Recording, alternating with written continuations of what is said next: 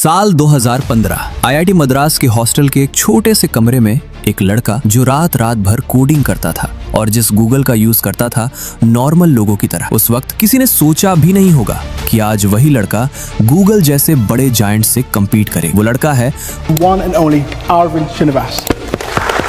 With Perplexity CEO Arvind Srinivas. Arvind Srinivas, जिसने 2022 में अपना स्टार्टअप परप्लेक्सिटी स्टार्ट किया, जो आज गूगल जैसी कंपनी के लिए थ्रेट बनी हुई है और जिसकी वैल्यूएशन आज $20 बिलियन तक रीच कर चुकी है। तो आखिर कैसे एक मिडिल क्लास बॉय ने ये पॉसिबल किया और क्या खास है जो परप्लेक्सिटी को बाकी एआई टूल्स से डिफरेंट बनाता है कि सिर्फ कुछ ही ईयर्स में ये $1 बिलियन कंपनी बन गई और इतने बड़े एआई टूल्स को टफ कंपटीशन दे रही है। अरविंद श्रीनिवास, जो चेन्नई के एक सिंपल मिडिल क्लास फैमिली से बिलोंग करते हैं, जो अपना स्कूल खत्म करने के बाद आईआईटी मद्रास गए, जहां उन्हें इलेक्ट्रिकल इंजीनियरिंग अलॉट हुई। जहां एक तरफ अरविंद के दोस्त अपनी कॉलेज और सोशल लाइफ एंजॉय कर रहे थे, वहीं दूसरी तरफ अरविंद एक मशीन्स को इंटेलिजेंटली थिंक करवाना सीख रहे थे। उस वक्त जब उन्हें मशीन लर्निंग का मतलब भी नहीं पता था, फिर भी कॉलेज में एक मशीन लर्निंग कंपटीशन में पार्टिसिपेट किया और ऑलमोस्ट बिना प्रिपरेशन के उस कंपटीशन को विन कर लिया। यही वो टर्निंग पॉइंट था जिसने उनकी डायरेक्शन डिफाइन कर दी। जिसके बाद 2017 में हायर स्टडीज के लिए अरविंद यूसी बर्कले गए, जहां उन्होंने कंप्यूटर साइंस में पीएचडी की। इसी दौरान 2018 और 2019 में ओपन एआई, गूगल ब्रेन और डीप माइंड में इंटर्नशिप की।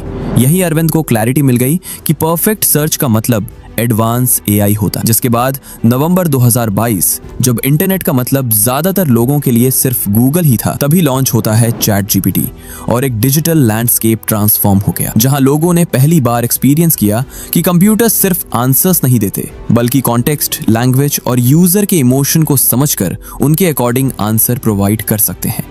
बट प्रॉब्लम ये थी कि चैट जीपीटी की भी कुछ लिमिटेशंस थी, जैसे रियल टाइम इंफॉर्मेशन अनअवेलेबल होना और वेरीफाइड सोर्सेज विजिबल नहीं होते थे, जिस वजह से यूजर्स फुल्ली ट्रस्ट नहीं कर पाते थे। सो जहां एक साइड गूगल था जो सर्च करने पर मल्टीपल लिंक्स प्रोवाइड करता, वहीं दूसरी साइड चैट जीपीटी जो यूजर से ह्यूमन टोन में आंसर तो देता बट कोई लिंक्स या सोर्सेज शो नहीं करता। एग्जैक्टली यहीं पर एक मैसिव गैप एग्जिस्ट करता था और इसी गैप को फिल करने के लिए अरविंद श्रीनिवास ने इनिशिएटिव लिया और यहीं से इवॉल्व हुआ परप्लेक्सिटी का कॉन्सेप्ट। एक ऐसा एआई जो इंटरनेट से रियल टाइम डेटा फेच करे, उसे कंसाइज समरीज में प्रेजेंट करे एंड हर इनसाइट के साथ क्रेडिबल सोर्सेज भी डिस्प्ले करे। बट यहीं पर अरविंद के लिए सबसे बड़ा चैलेंज क्रिएट होता है, जो था कैपिटल का, क्योंकि कटिंग एज एआई मॉडल बनाना $multi-billion इन्वेस्टमेंट मांगता है, जो अरविंद के लिए पॉसिबल नहीं था। तब अरविंद ने एक स्ट्रेटेजिक थिंकिंग अप्लाई की। बाकी एआई टूल्स की तरह खुद का मॉडल बनाने के बजाय उन्होंने दुनिया के बेस्ट मॉडल्स जो ऑलरेडी एग्जिस्ट करते थे, उन्हें अपने एआई में इंटीग्रेट कर दिया, जिसकी वजह से परप्लेक्सिटी एक एआई एग्रीगेटर प्लेटफॉर्म बन गया, जो जीपीटी, जेमिनी और लामा जैसे मॉडल को एपीआईएस के थ्रू इंटीग्रेट करता है और यूजर्स को clear, verified, single answer output deliver करता है। और इस अप्रोच से ना मैसिव इंफ्रास्ट्रक्चर कॉस्ट आई और ना किसी एक मॉडल पर डिपेंडेंसी रही।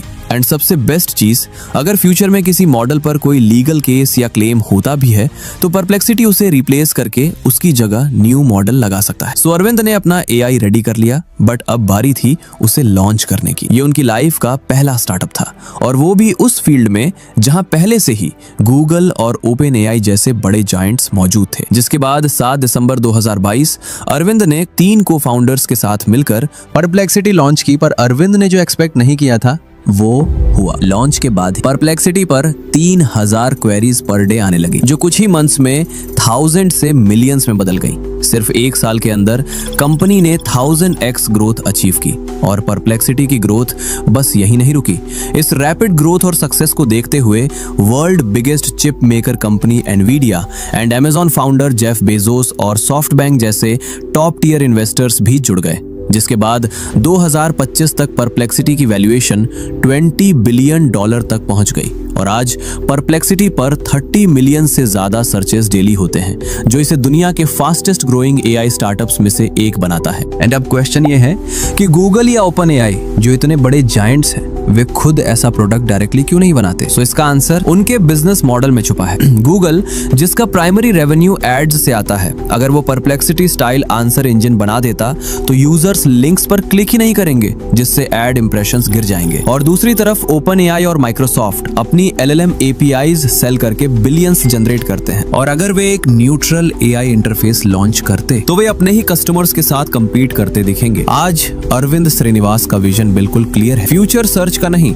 बल्कि AI आंसर इंजिन्स का, जहां यूजर्स सिर्फ सर्च नहीं बल्कि समझने, कंपेयर करने और सीखने के लिए आएंगे। और ये स्टोरी हमें प्रूव करती है कि क्लैरिटी ऑफ विजन और सही डायरेक्शन के साथ एक मिडिल क्लास बैकग्राउंड से आने वाला लड़का भी गूगल जैसे $1 ट्रिलियन जायंट को चैलेंज कर सकता है।